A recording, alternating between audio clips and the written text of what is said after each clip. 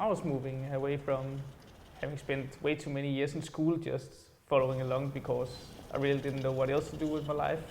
Then I found this place and realized that I didn't have to go to school to have a future.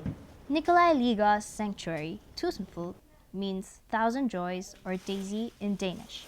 For 3 decades, Tusindfugl has been a vibrant alternative community driven by values rather than the need to profit. I was thinking about dropping out of university before I came here, but I don't think that I would ever have taken action on that without being here.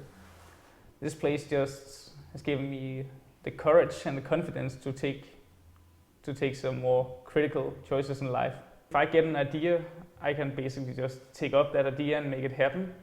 In some moments we'll turn this room into a concert room from being more of a cafe now.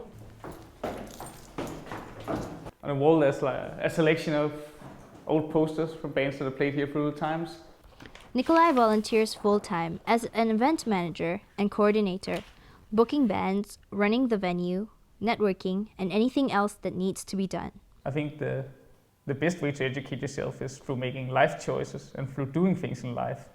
I'm learning a lot from being here, which I'm pretty sure I can use later.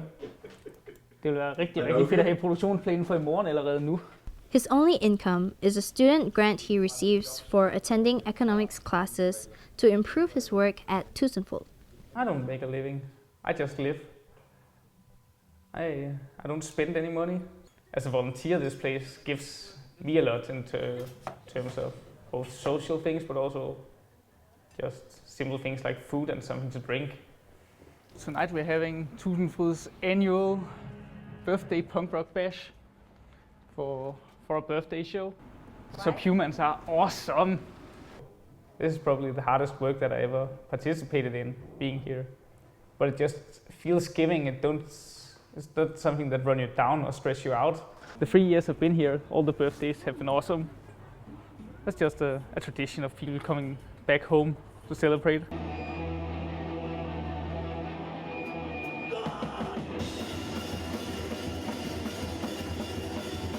I can basically just live my life right here, right now.